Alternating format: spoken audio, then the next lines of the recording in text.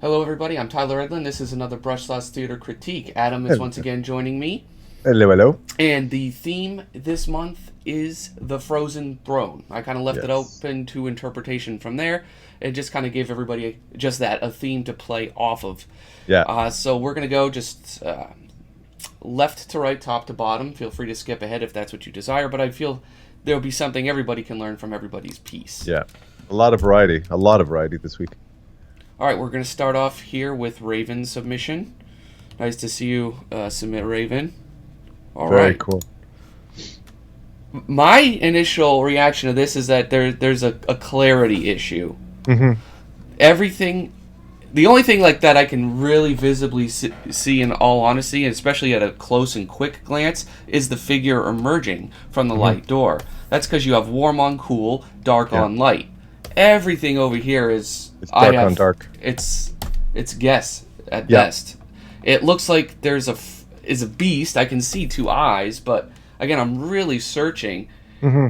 Right, and it looks like, is he frozen in ice? Is he part of the throne? Again, I'm asking myself too many questions, and again, it's a type of questions you wouldn't want the viewer to be typically asking themselves. Yeah. When I first looked at it, you had it in thumbnail with Mm-hmm. the other ones, and that's usually the best way to check it. Always check your Yep. your image in small little thumbnail. If you can't read it, if you can't tell exactly what's going on, that means you need to tweak your values, and that's probably the issue here. The biggest thing it has with its readability is like you get these two, diametrically opposite Yeah. elements, and it divides the composition, like, which is fine, but it's like that's all I can really kind of take away from it Yeah. at a certain level. Yeah. So you also have, I mean, I assume there's some kind of bones, there's a sword, there's skulls. All that needs more clarity. Yeah. I'm an artist. I'm visually kind of trained at seeing a lot of these things. Like, I can interpret these as bones pretty quickly, even as Mhm. rough as they are. Someone else, they may not. Yeah.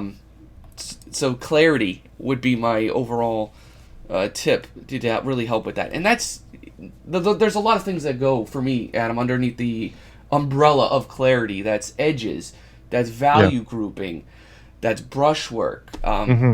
A lot of those things. Did you want to add anything to this before we move on? Well, yeah, I think one thing that could just one little additional step that would have brought a lot of clarity into this piece is atmospheric depth. And you can see that the sword and that little pile of skulls you have in the foreground on the left, that is about the same value as the darks that you have in the midground around the giant, the plane of the giant, which is about the same values as you have behind the giant. So adding little layers of mist, fog, some atmospheric depth will help to create some pop and separation between the layers and help the whole thing read better, for sure. Yeah, that I definitely think would be mandatory. Yeah, It's simple. It's simplifying your process and the information you present to the viewer. yeah, Lol, I like this.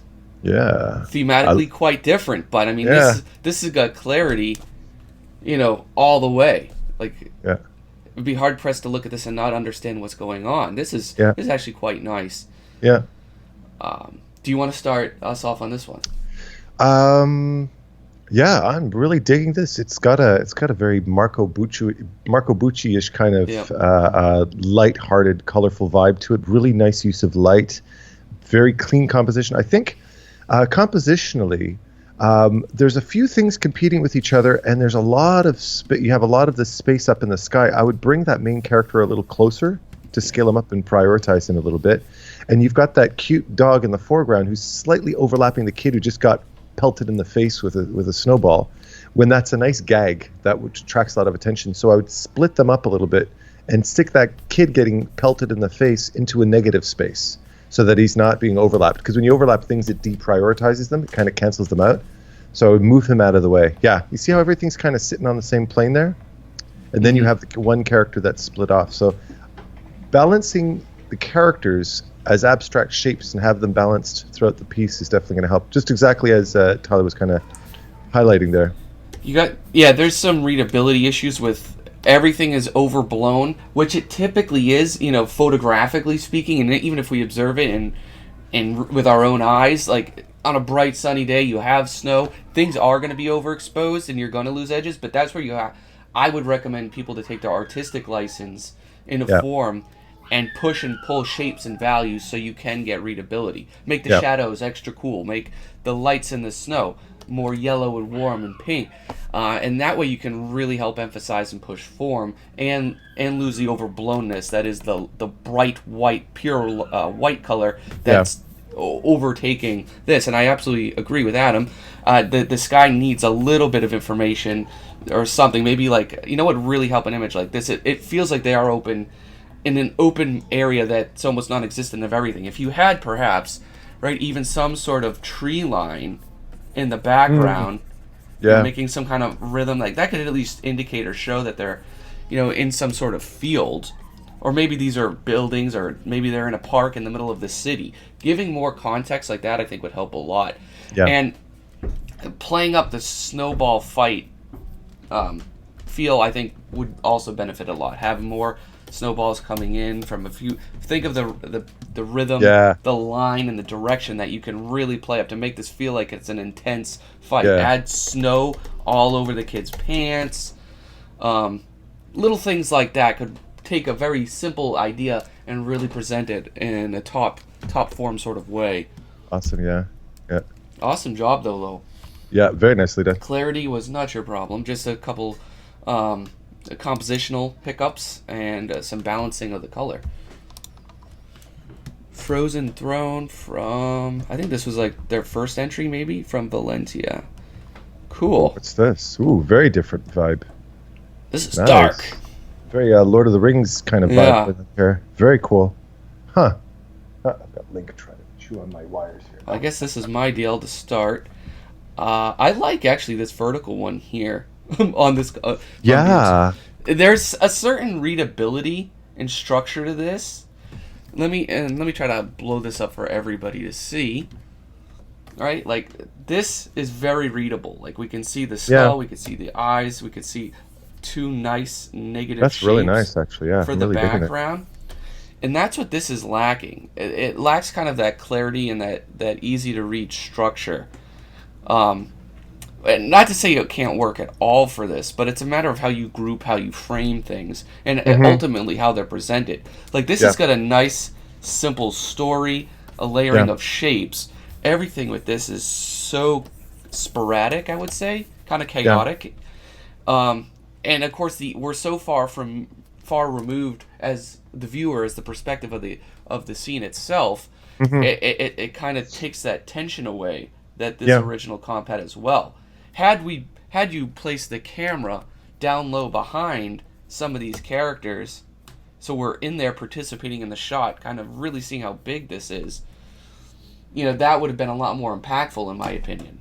Yeah. I know that there's a good deal of anatomical anomalies that are kind of happening there with the angle and the feet and stuff. I don't want to dive too much into that. If you have anything you feel like you want to add to that, Adam, go for it. But for me, it's mostly the composition and the framing of this that's kind of hurting. Yeah. Well, and you mentioned in another when we were looking at another piece, of value grouping would have helped a lot because the scattered values, the whites and blacks everywhere, creates confusion. But yeah, no, I would just add no. I would add to pose yourself, because you can see just by the angle that leg is coming out of the wrong spot, right? Yeah. And the pose feels a little bit too contrived. It doesn't look researched enough. So yeah. But I'm digging the theme for sure. I'm digging the whole story behind it. If you wanted to do a quicker fix on this image, research and reference the pose on this. Take these characters, maybe even like if you want to leave them there, that's fine. But maybe or have one character there, really blow up and put some characters perhaps in the foreground to help really kind of frame this and stuff. Yeah, Nice. That could add a lot as well. That would essentially be adding the camera right here in this shot. Yeah. But you have to do some thought, and like at this point maybe it's a lesson learned. It may be better just to restart it from scratch. Decisions to weigh. All right, here we go. We got a nice little one. Yeah, so it was really nice lighting in this one. You start us off, Adam. Well, I think one of the things that really jumps at me here, in a good way, compared to the ones we've looked at before, is how the lights are not overexposed. that we have nice neutral values that are helping to push some of these beautiful warms and cools seeping through the trees. And that really is the selling point of this piece, especially when you're looking at it from a distance. However, I think compositionally, there's so much visual clutter around the characters that I didn't spot the girl until we zoomed in. And I went, oh my God, that's such a good design. Everything here is beautifully done, but we're losing it because they're kind of embedded in this heavy textured background, right? So that's kind of what jumps out at me, for sure. No, I agree. I needed a second opinion. This is mine. I'm just trolling you. I stuck it in here. I was just working on it, Adam. I agree. Oh, you son of a bitch. I was working a lot to really simplify the background, and I had already removed. You're a dick, by the way, Tyler. You're a dick. That's a dick. No, I wanted an honest opinion. Now, since we're on the topic, just the texture. I mean, what the fuck kind of brush? What is this? Some kind of like that's on point. Like I struggled the whole brush? time. I'm kidding. Because it was a forest, and I had these characters kind of taking over. But I got to simplify that. Maybe add some bushes or something. Well, the girl, look, she's juxtaposed in front of that tree. Yeah. So that's kind of the red on red. So I kind of lost her there. Yeah. Maybe she needs like a green coat. Yeah, probably.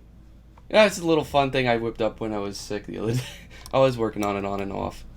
But the how it played into the frozen dome was I just had like a little bird, which is hard to see as well. I got to work on that. I'm going to do that with you next time. I'm going to send you a piece and not tell you that it's mine. Yeah, submit it on the Discord. I need your honest feedback. That's all right. All right, I'm not actually in the entry, guys. That's my. If I were to enter, that's how I would have did it. That would be Adam's initial gut reaction. Yeah. All right. Let's go to Cremello. Look at this, Tyler's analysis. There's a I love it. Oh wow, the sketch. Look at the sketch on the bottom. Wow, that's beautiful. See, guys, we all artistically struggle. It's so much easier for me to sit back and judge other works when we get invested in our own pieces. It gets really hard. I know the struggle as much as each and every one of you that participated, and then of course are watching it. It's really hard to be like overly critical with your own works and to separate yourself to really maximize the potential. That's why feedback is great. This is cool. My gut reaction to this is... Sorry, 1 second. Link is eating all my wires here. My gut reaction is I see that the struggle here artistically is translating that gorgeous line work. Yeah. I can see this artist has a lot of experience with line work, translating that into the painting.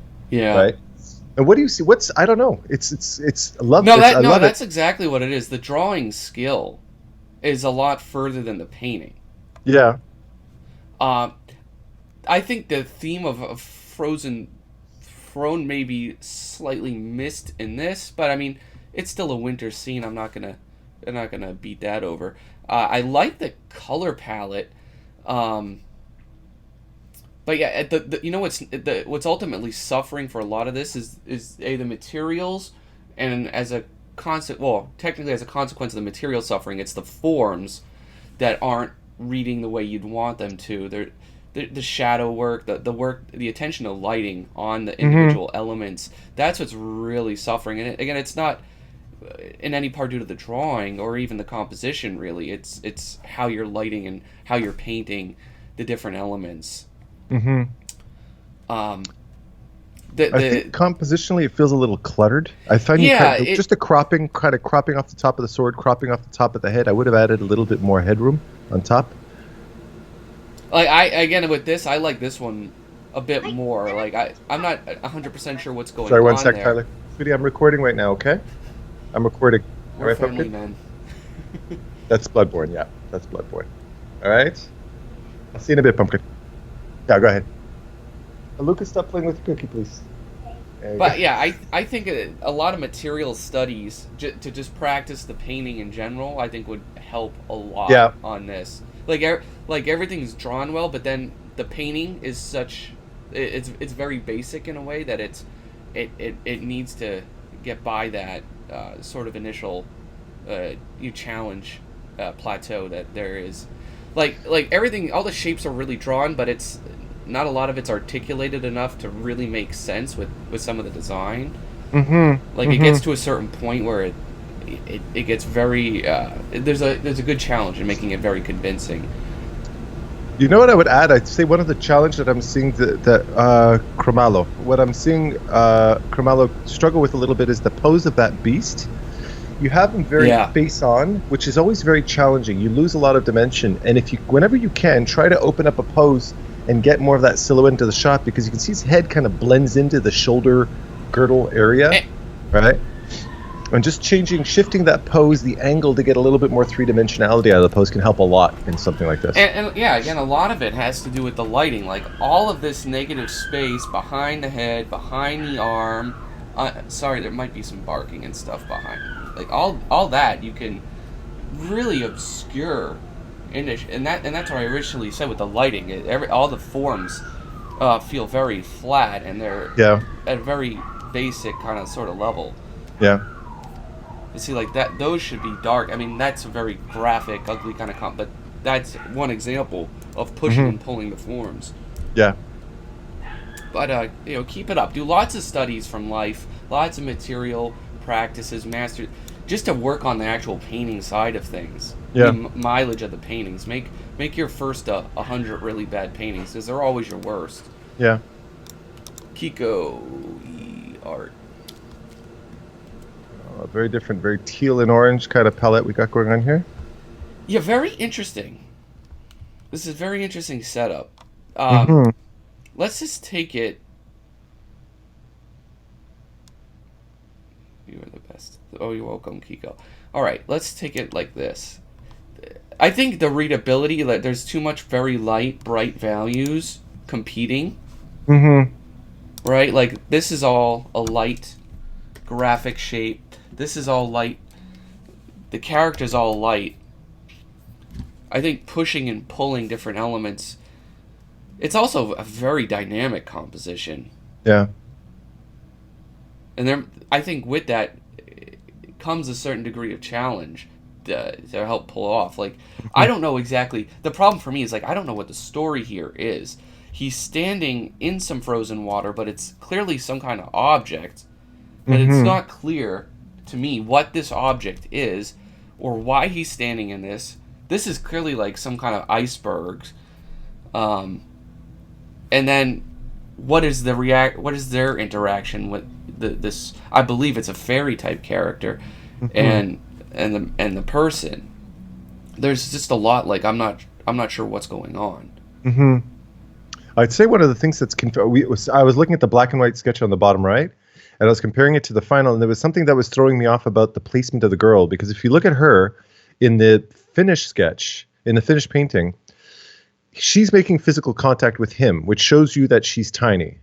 And then her feet appear to be touching the snow because of the bit of that suggestion of a shadow, maybe, where if you look at the black and white sketch, it's floating between the clouds or between the ice. So it made me go, oh, okay, she's floating, because there was this weird perspective issue where, like, is she big or small? And then you grouped her head up in the top left corner against this tarp or this shape. I'm not sure what that thing is that she's maybe some kind of shawl or something coming off the back of her dress. It's hard to tell, but that's kind of blending in with her hair. So a lot of this, I think it's supposed to be a placement and fairy grouping. wing of some sort. Yeah. Okay. It's hard to tell what that is. Yeah, and again, that's the problem, is that it's hard to tell. Everything Yeah. you want for your viewer in regards to elements, things, material, things like that, like, you want to be dead obvious. Yeah. Narrative and subtext, that's something you want the viewer to question a bit. Not so much the basic things like, what is this object, or what is this object? Yeah. Like, that's the questions you want to avoid having the viewer ask themselves. I'd also add here just a little something that takes away from the look of the final piece is your snowflakes, quote unquote, were just these kind of random square brushstrokes. That kind of sloppiness you might as well leave it out. Yeah. It's always try to avoid having sloppy brushstrokes because that looks like you just went whatever, right? And that resonates to your audience, and they look at it and they go, this guy really didn't put a lot of effort into painting. When you look, everything else is nice and polished. But we tend to judge things by their weakest point. And they're right? only right here too. You don't Yeah. really see those, and that's the other part. And it's only around the character. It distracting. Yeah. You want everything to be. Cynthia Shepard had mentioned this to one of my students a while back. She said everything needs to be thought out and rendered out. You don't want to just meh. You don't want to half-ass anything, because that's really gonna leave a bad taste in your audience. The materials, the wings, the gown, all that needs more research. Yeah. If you make something up, the viewer will know you make something up. Yeah. The audience. All right, so this one, a bit of the conceptual side of things compared to everybody else. So we'll just keep this a bit brief. This is from Adrian's. Okay. And I think I like the idea. Still, I would say, based off his drawing, the idea, and this is supposed to be the illustration. Yeah. You can conceptualize ideas very well in a very two-dimensional or design sort of view manner, but I see the struggle of rendering these and bringing these ideas and designs into like a three-dimensional space. Like there's always a certain, whether it's perspective, maybe that has something to do with it, but like everything like form-wise often feels very flat. Like this feels like a sticker, not so much of a shape that's rendered like this. I'm trying to get a color here, right? That it goes over in 3D, kind of like that. Like everything feels very, very flat. For you, maybe sculpting as a side little hobby will help you understand forms more. Maybe drawing through objects. Like, what is the base of this guy's shape? Is it kind of like a tetrahedron? Is it like a giant, sort of triangle? But drawing, through the forms, in a very kind of wireframe sort of manner. That will help as well. Like, but you've got to. I think construction drawing is more the proper term artists use. But you got to draw over, under, and through, and start with primitive shapes. This is the arm's a cylinder. How does that connect over to here?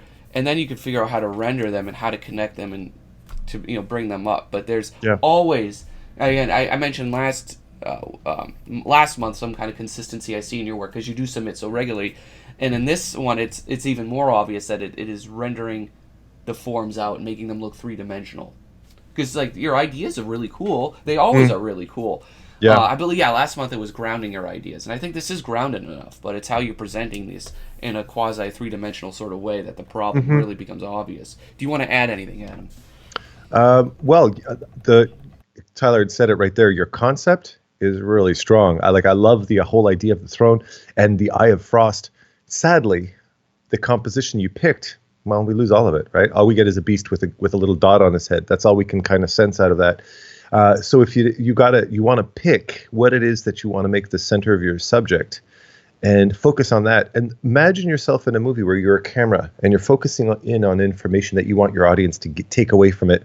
So if I wanted to sell the idea of this throne on top of the beast, I'd want to get a camera angle that brings it closer to the smaller character, and we can see the beast maybe in a third-person perspective, right? Because the focus is this guy on top controlling the big beast, not the beast itself. Because you took just kind of a slightly three-quarter angle to the design, which makes it not really an illustration, not really a design. You're walking that line between the two. No, dedicate yourself 100% to getting that camera angle right in there and focusing in on the fun stuff, right? That would be my tip for you. And that'll break you out of the design mind more into an illustration side, right? The other thing, you could learn like basic 3D modeling to make mock-ups and blockouts. You could either do that in 3D on the computer or just buy yourself at the store some very cheap Sculpey clay, sculpt up your little guy, shoot references with your phone. You'll understand and start to see the forms a lot better. If do whatever you can to get through that that plateau that you're hitting with drawing your ideas out in 3 dimensions. It's huge. Yeah, I'm actually getting into sculpting myself as we speak. So it's very sound advice. Hey Ahmed, how you doing? Well, I don't know if nice. I don't know if this is a new entry, but or first time submission, but welcome either way.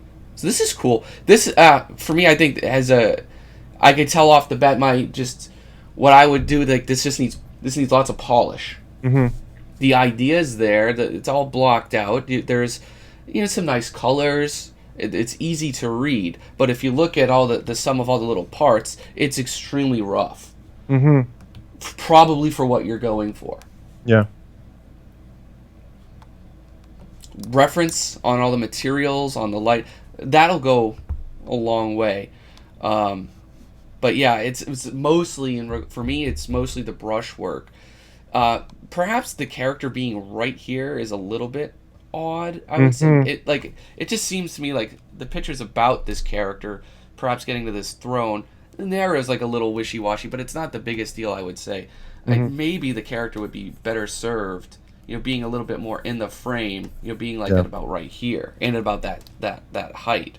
That way we don't have to awkwardly kind of crop the bottom of the character out, which we all do if we don't want to draw the legs, but let's not be lazy. This all has a bit of perspective in 3 dimensions to it. Then things get a little bit flatter up here. I would show the back. Continue to bring this into 3 dimensions. Yeah. Perhaps taking out some of these icicles on the edge. This is all very noisy. It's all very, very jittery, even for icicles. You want to make this perhaps maybe a little more deliberate first, and then figure out a really nice way to balance that.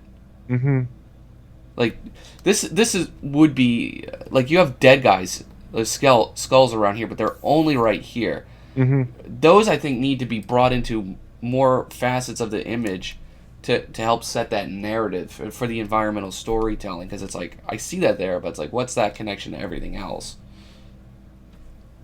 I don't know. It's one of those things like this is a good idea to like you can really assess when you're finished when you keep removing elements and you can't remove things anymore. Yeah. And then you're left with your basic structure. What do you feel, Adam? Well, you kind of hit most of the key points. I would say one of the things I see very often, I see this with critiques I do myself, is rim light. Rim light is not a line along an edge. Rim light is light that catches along the side of something, and there should be a sense of volume depending on which plane, depending on the direction it's hitting. And you notice that all of the rim light hitting her, hitting the rocks on the ground and everything, they're all just a uniform line with a uniform thickness, and that it makes everything look like cardboard cutouts. That would be the main thing that I notice. There's a lack of volume light in that sense. Now that can be a style choice. I got the Design Works for Christmas for Dark Souls 2 and 3, and they do a lot of that, but in conjunction to volume light, so it doesn't look flat in that sense, right? So it's just a little something to keep your eyes out. I'd also recommend, there's a video by Noah Bradley he posted recently. It's like a 2.5 hour video where it's his Art Camp 2 video, and he's talking about the fundamentals of environment design. And he talks about just structuring simple value structures that a lot of people get wrong. And I can notice it here where you have the sky and the throne both sharing the same value. And you'd want that sky to be lighter and the throne to be darker. Don't think ice is white, therefore lighter. No, not necessarily. It depends on whether it's in the light or not, right? So that kind of little value shift too can help to make that throne more prominent. It's mostly a lighting issue in my opinion. No, those are very good points, and I agree with every one of them. Rim lighting is very tricky to do well. Yeah. And you would see the light coming through and refracting through a lot of these crystals when they would make this really, like, look at some of those old, like, ocean waves. Oh. Like, you will see a huge spectrum of, like, greens and turquoises really popping. And, again, you'd have to, by design, really choose where you want to put some of those colors. Yeah. But it's like a whole part of the spectrum that, even though the color foundation, I think, is good, you're still missing out on a huge part of the potential that this could really play up. These are also trippy. I just think they're a little too noisy. I think making a lot of these icicle areas, consolidate them, simplify them, I think would help a lot. They all want to... Do you want to start us off on this one? Sure. Well, I'm a Dark Souls fan, so thank you for this painting. It definitely tickles my my Dark Souls. I was talking to my brother just the other night. He's like, man, I need Dark Souls 3 to release on the Switch so we can just replay it over and over. Yeah, no kidding. Yeah, well, I've been playing Dark Souls 2 and 3. I'm replaying them right now as we speak. Love them. Yeah. I love the immersiveness, and I love the amount of eye candy that this place has, which is both a good thing and a bad thing, because content-wise, design-wise, it's gorgeous. Value-wise, there's a fundamental lack of structure to the value. It's just speckles of high and low everywhere, which make it visually very, very confusing. So you'd want to group, you want to group those values together, light, medium, dark, and get a nice structure to it, because with light, medium, and dark everywhere, you lose all of that lovely detail. You lose that sense of depth. There, just doing that immediately solved 1,000 problems, right? So that's really my main critique to this, for sure. Yeah, it's the readability 100%, and with that comes like a lot of other subtle things that are, everything is too noisy, to simply put it in this image. Everything is competing with each other in this image. Like, it's hard to make out so much of the information, that's happening here. I know you have some, like, the lighting, is a huge part of that problem. Like, if we look at the set, like, is there a character on, like, what is going on in here? Like, if you look at this size, I have no idea what's going on here. No, it's to just put it as direct as I can. Like, I know because the theme is Frozen Throne, there is probably a throne in there, but I'm really guessing. Yeah. And it's is that a character? Exactly, Adam. That is my point. Yeah, no, I think there is. Yeah, I think, no, way too. And this is texture. It comes to the most common problem. One of the most common problems. I probably should make a video on that. That I see you got too much into the detail, too much into the rendering before you painted the structure. Yeah. It's a classic mistake. We all go through certain periods of time where we make that mistake and we learn from it. But everything is so detailed, but nothing reads. And the detail, when it doesn't read, is nothing. Yeah. It's nothing. It's like I'm trying to get, like, where is the light and where is not the light, for example. Like, I know, right, originally, right, you have all these areas, light, direct light. Mm-hmm. Like, that's coming, like, right, is it coming from, almost, like, again, that's where I don't know where the lighting is coming from in this scene. And that is a good part of the deal. Like, is it from above? Is it from out there? I do not know. Would this have light? And then it starts to compete with all that. You got to filter yourself. Like, what can you remove? What can you not paint? How can you emphasize what's important? It's like I'm trying to figure out what's in lighting here, and I don't even know where to start. This is one of those cases. Like, I would recommend not taking this further. Just learn from it. Start even from the drawing. But just paint it from scratch. Yeah. And try to emphasize the big shapes, emphasize the structure, and push the lighting. Yeah. Sam, this went a long way since I last saw it. I like the colors. I like your lighting. You filtered yourself out. Like, that's good. You, like, removed a lot of the details. The problem is, aside from a couple of these crisp edges on the throne here, a lot of these other details, they get a little bit lost, and some of the brushwork, like here, around the character, those should be a lot harder of edges. It's almost like he's underwater, and we're looking at him in a fish tank. Is what's going on with the kind of lighting. And I know that because I've done those sort of, I've done that sort of look, and it for many paintings over many years. I learned, like, it's a little thing to pull away from. This is creepy as heck. I would emphasize to push this more in dimension, like everything else, and that's something we've seen a lot from a lot of entries this week, right? We'll see the scene some kind of in perspective, right? It's got 2 or 3 point, whatever it may be, but then there's some object that's in a little bit more of the background area, like the thrones, like on top of Adrian's piece there, but then it comes, like, completely flat, and it doesn't kind of go through with the perspective of the shot to really help play that up. And I think that would help a lot, as well as really defining the underlighting on the face to really make that extra creepy, extra spooky. Adam, you go for a second. I'll get an example of that. Sure, go for it. Just to hide the red lines, hide the purple lines, just so I can have a close look at it. I'm sorry. I'm a terrible critiquer. Here we go. All right. Okay. The silhouette of the character, same problem. You're going to see this over and over and over again with people who do, quote, rim lighting, okay?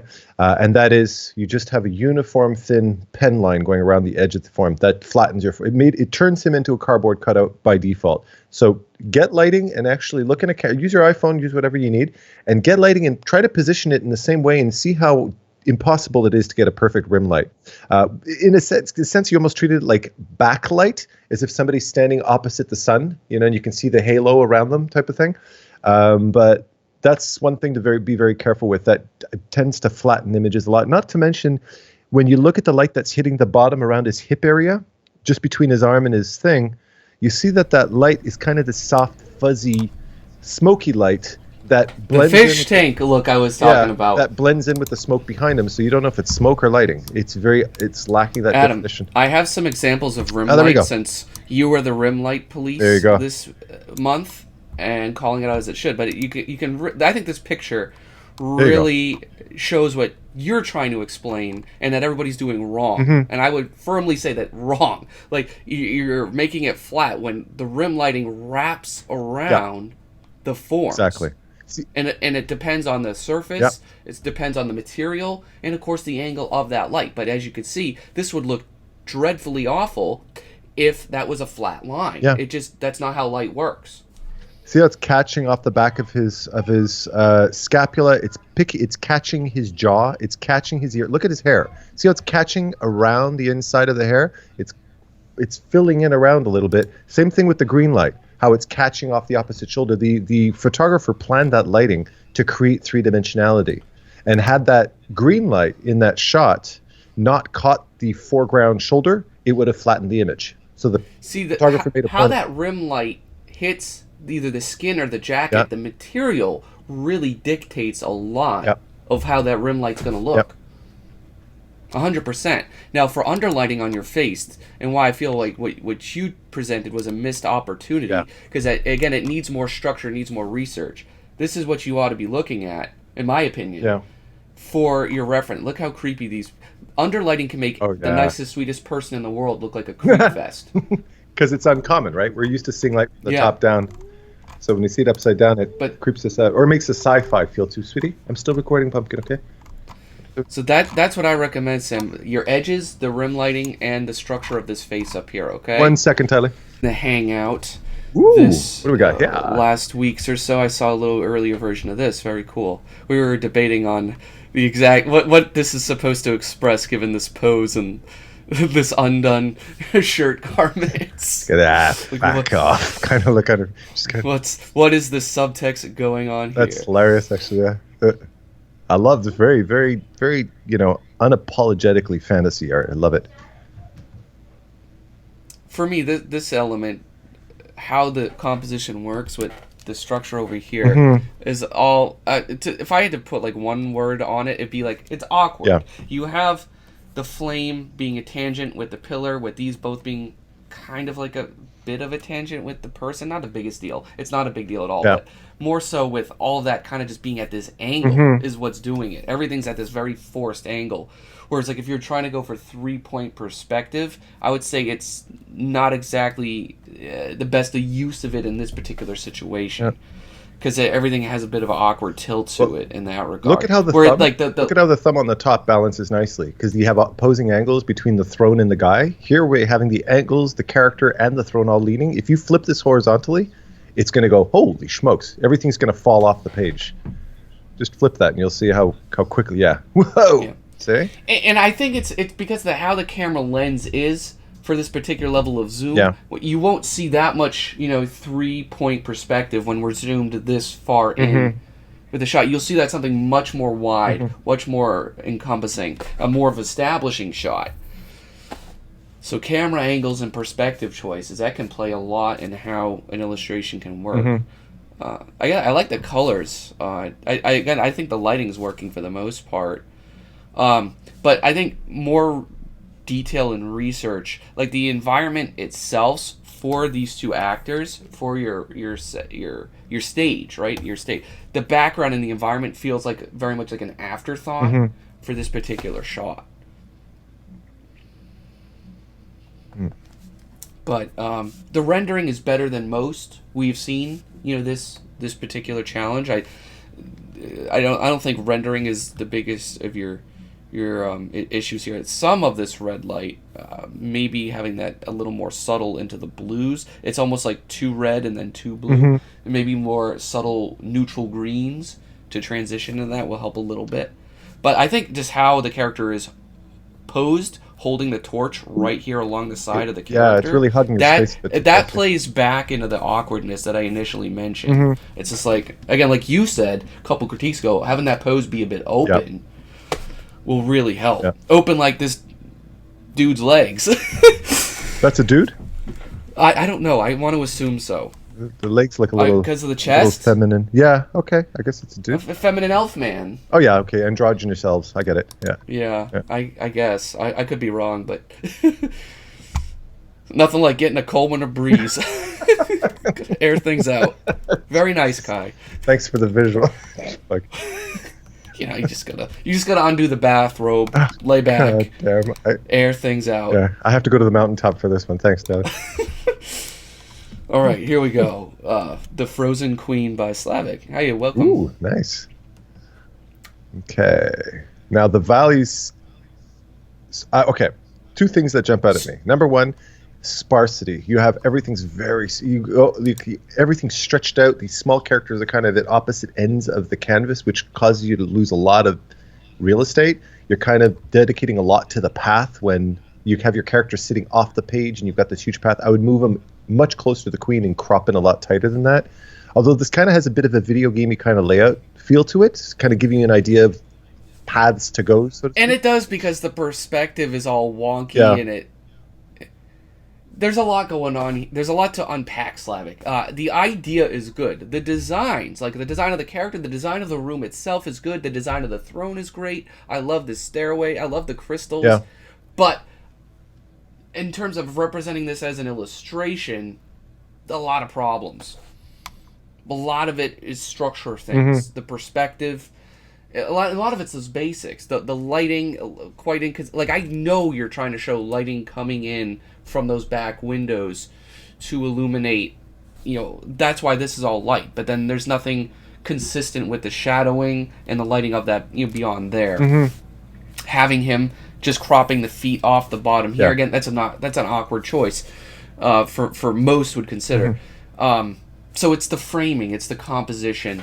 That a lot of this, there'd be better options. It's not to say that this is terrible or wrong, but there are much better options for this. The only thing that you could argue is deliberately wrong is the perspective feels very awkward in this. Namely with like the horizon line, I guess would be up here, but this is kind of flat. This is almost isometric. There's a lot going on. Drawing it out. Spend more time on your drawing, drafting and crafting out the scene before jumping into the painting. I think that'll help you out a lot. Anything you want to add before we go on? No, I don't. I think you pretty much you've nailed it. I would have said exactly the same thing for sure. The drawing just needs more time and it needs more the lighting needs more research or referencing.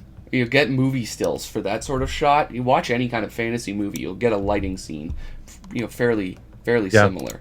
Yeah. All right, we got two left. Frozen Throne from Dog End.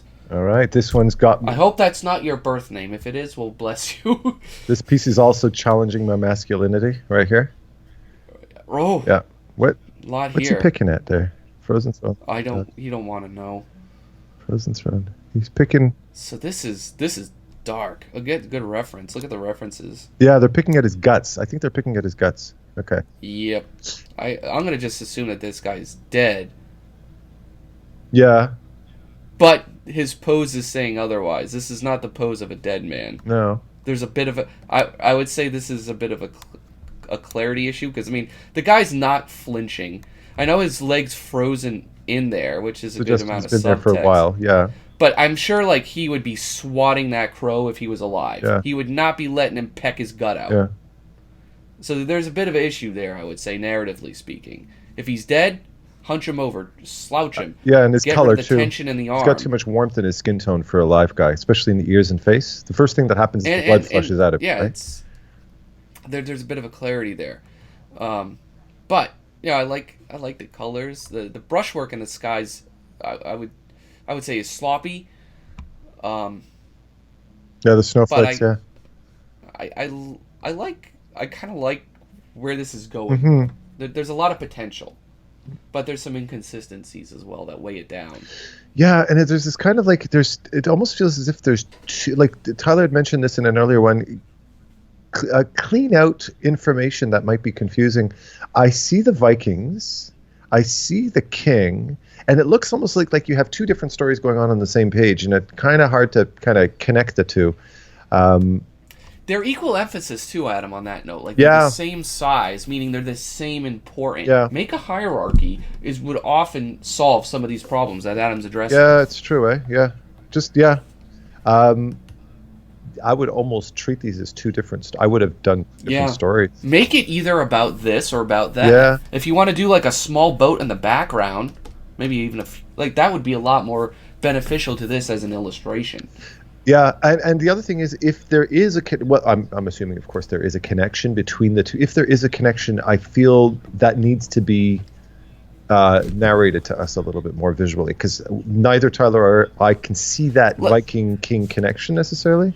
Like, if he had some kind of Viking clothes, like, that were ripped off him, Yeah. like, why is he there just naked? Shouldn't he be tethered with some of their same clothing? Like, maybe a shield half unfrozen out of that, maybe the sword frozen right.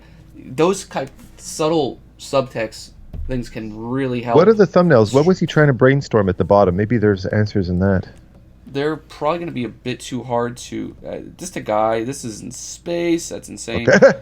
But a lot... This one looks like a little bit better. Just frozen on an iceberg. Yeah. It's very hard to see. It's not the YouTube quality. It's hard for us as well. Yeah. But that's the size. But yeah, a little bit of mixed messaging with this. Yeah. Yeah. Watch your lights too. Like, this time of day, you're not going to get white snow. Paint snow with anything but white. Yeah. All right, last but not least, Kara's entry. See, here's a good example of something that just gets right to the point and pulls you right into the character and the pose. So compositionally, No wasted space. Yeah. Now, since your character's leaning, or at least the legs are leaning to the left side of the canvas, I would position him a little bit more to the right. That way, you don't have his head smack dab in the middle, and you're not having everything pull over to the left side of the canvas. You're using more of that space. Use the rule of thirds. Here. Head, knees, and put them both on the third will help you to balance. A little bit higher up in composition as well will do a lot. Yeah. Just subtly nudging this stuff, like the head-wise, maybe about here. Yeah. And that'll help, balance all that, and you have the stairs. Yeah. But this is very nice, though. I would think a little more time spent rendering this ice will help it a lot. You do have a nice, clearly defined upper lighting and shadows, which are distinguished. That's great. But, yeah, a little more time, because I know you can render. I've seen you. When you have a reference, Kara, on Instagram, you can render really, really well. This just needs that time and that research, rendering the ice and the background a bit. And, of course, if you blow that up, you can always render the character out a bit more. It seems like anatomically, the way the neck and everything is positioned in here, it's a little bit awkward where the head is. But it's pretty good overall. I like the frozen people and ice. Like, that could be something to play up, because I just noticed it now, and it's making me wonder. Very cool. You know what I would mention, just as a little color harmony issue here, is that the character, the warmth of the yellows and the reds in the character, there's no visual connection between that and the background. And what I would do is actually blend a tiny little bit of that soft blue into the colors to harmonize them, to blend them in a little bit more, so you can get some more coolness. Like you started to do down here. Yeah, they feel the reds and yellows feel too warm in comparison to this cool palette, and it creates a bit of a cut and pasty feel to it. And that way, if you do have warm light coming from above, where that warm light's directly hitting, like on the top of the leg, it would be different than the tone used on the side of the leg, not getting that direct light. Yeah. Yep. All right, Adam, let's have a look. Let's decide. Oh, Kara's asking about the border. I don't think the border's too much. I like the border. It's I think nice. It's nice. It's not a sloppy border either, so it doesn't take away from the piece. It doesn't clash. Yeah, it looks nice. It's a nice presentation. All right, guys, we're back, and our favorites this month was Lowe's and Kara's. Yeah. Just problem and structure-wise, far less than a lot of the others. The rendering and things were generally a little bit more consistent. Yeah. And they're very diametrically different in terms of, like, the use of that theme this month, which I think is great. Yeah. Notice too that out of all of them, they were probably the simplest of all, story-wise, Yep. and they got right to You're the right. point with this. They didn't overdo it with their story. They got right to the point, which is a big deal. It's very There's important. something to take away from that. Yeah, yeah, really beautifully done. You can never beat simplicity. No, which is I have a tendency to overdo things too. Sometimes I have to keep We cleaning all myself do. up. We all do. Yeah, yeah, really nice. Well, thank you guys for watching. I will announce the next submission deadline and what the challenge is right after this. But thank you, Adam, for helping me critique these. And everybody have a happy new year. Happy New Year. And take care. Take care, everybody. All right, so I'm just going to think of what the next challenge is, and I'll edit that in to after. That's. Hey guys, so next month challenge is going to be all about royalty. You can pick one of these three options or periods of history: the French Revolution, ancient Egypt, or feudal Japan. I may have spelled something in there wrong. There's not a spell check on Photoshop. But again, the theme's royalty. Play up how the royalty could be depicted in one of those three time periods. So that's going to require a bit of research and reference on your behalf. This particular challenge, you can show a couple characters, you can design them out, you can design an environment for them. I'm going to leave that part open, but definitely play up the fact that there's royalty somewhere in the scene or the design. Alright, this is going to be due February 4th. I'm looking forward to seeing your submissions in the Discord, and best of luck, everybody.